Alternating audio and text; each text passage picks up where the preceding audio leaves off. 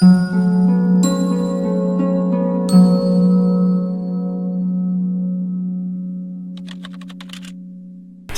ధ్యానం చేసే వాళ్ళకి ఒక సమస్య వస్తుంది. ఎందుకంటే వాళ్ళ ఇంట్లో వాళ్ళు మామూలు జీవనం గడిపేటప్పుడు ఏదో కోపం వస్తుంది, కోపంతో అరుస్తారు. అరిచినప్పుడు ఇంట్లో వాళ్ళు ఏమంటారు తెలుసా, ఏంటి నువ్వు ధ్యానం చేస్తున్నావు కదా, కోపం ఏంటి నీకు అంటారు. అంటే ధ్యానం చేసేవాడికి కోపం ఉండదా? మిగతా ఏమి ఉండవా? వాడు ఎప్పుడు చూసినా ఇలా కూర్చొని ఉండాలా? నేను ఎప్పుడన్నా అరిచాను అనుకో, వెంటనే మా అమ్మగారు అంటది, నువ్వు ధ్యానం చేస్తావు కదా, నీ కోపం ఏంటి అంటది. ధ్యానం చేసిన కోపానికి చెయ్యని కోపానికి తేడా ఉంది. ధ్యానం చేసేవాళ్ళ కోపము ఒక తాటాకు మంటలాగా బగ్గుమని మండి ఆ ప్రాబ్లంని సరిచేయడానికి మాత్రమే దానిని వాడి తర్వాత క్లోజ్ అయిపోతుంది. అదే ధ్యానం చెయ్యని వాళ్ళ కోపం అయితే అది మండుతూనే ఉంటుంది, అందరినీ రావణ కాష్టంలాగా రగులుతూనే ఉంటుంది. అందుకని మీరు ధ్యానం చేశారా, ఆధ్యాత్మికతలా కాదా అనేది పక్కన పెడితే, ఫస్ట్ కోపము శత్రువులా కాదు మిత్రుడిలా వాడుకోవాలి. అంటే ఒక కోపాన్ని అస్త్రంగా వాడాలి. ఆ తర్వాత కోపం అయిపోగానే నార్మల్గా అయిపోవాలి. అంటే మీ అస్త్రాన్ని ఎవరి మీద పడితే వాళ్ళ మీద వేయకూడదు. ఎవరైతే దోషం చేశారో వాళ్ళ మీద వేయాలి. కానీ చూడండి, మనం ఏం చేస్తామో, మన కోపం వెంటనే ఇంకోళ్ళ మీద వేస్తాం, వాళ్ళు ఇంకోళ్ళ మీద వేస్తారు, వాళ్ళు ఇంకోళ్ళ మీద వేస్తారు. ఇలా ఒకరి నుంచి ఒకరు ట్రాన్స్ఫర్ అయ్యి అందరూ ఒక ద్వేషంలో రగులుతూ అశాంతితో ఉంటారు. అందుకని ఎప్పుడు కూడా మీకు ఎవరి మీద కోపం వస్తుందో వాళ్ళ మీదే చూపించండి. కోపం అయిపోగానే మళ్ళీ ప్రేమతో ఉండండి, అంతే. అప్పుడు మీ ప్రాబ్లం ఏముండదు. నాకు ఇష్టమైన కథ ఒకటి ఉంది, అది చెప్తాను. ఒకసారి ఒక అడవిలో బుద్ధుడు వెళ్తుంటాడు. అందరూ చెప్తారు అడవి పెద్ద సర్పం నివసిస్తుందని.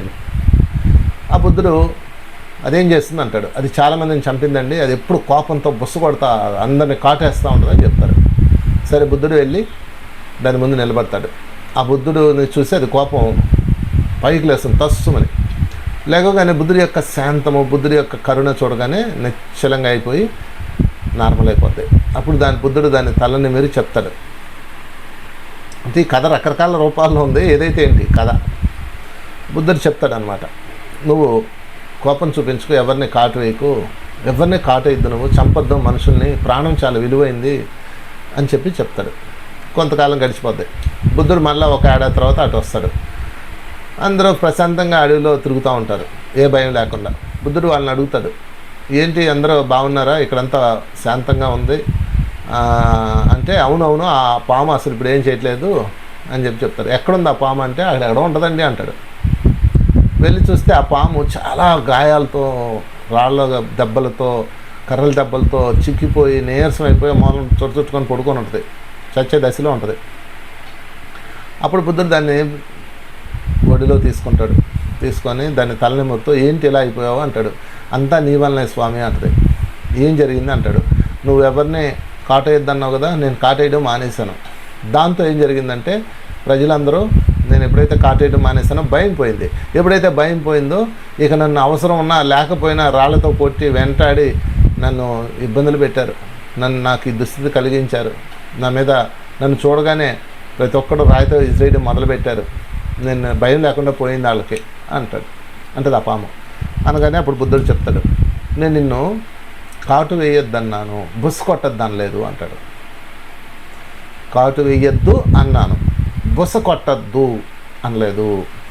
నీకు ఏదన్నా సమస్య వచ్చినప్పుడు నువ్వు బుస్సుమని వాళ్ళ మీద లెగిసి వాళ్ళ భయం పెట్టి పారిపోయేలా చేయాలి. నిన్ను నువ్వు రక్షించుకోవాలి. నిన్ను నువ్వు రక్షించుకోవడమే బుస్సు కొట్టడం అని చెప్తాడు అనమాట. అప్పుడు మళ్ళీ ఆ పాము తిరిగి తన శక్తి సాధించుకుంటుంది, మళ్ళీ తిరిగి హాయిగా జీవిస్తుంది.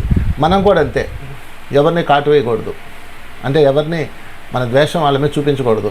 కానీ మనం బతకాలి కదా, మనం తొక్కేయకుండా ఉండాలి కదా, మనం జీవించాలి కదా.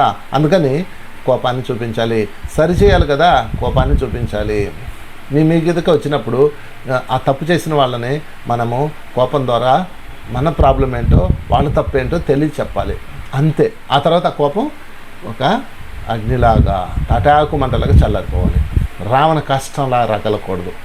అది కోపాన్ని మనం మిత్రుడుగా మార్చుకునే పద్ధతి. కనుక తన కోపమే తన మిత్రుడు, తన శత్రు కాదు. నిజంగా కోపం లేకపోతే ఈ లోకంలో మిమ్మల్ని తొక్కి పారేస్తారు. పచ్చడి అయిపోతారు. అందుకని కోపం అనేది ఉండాలి, మన చేతిలో ఉండాలి. అప్పుడు అది మిత్రుడు.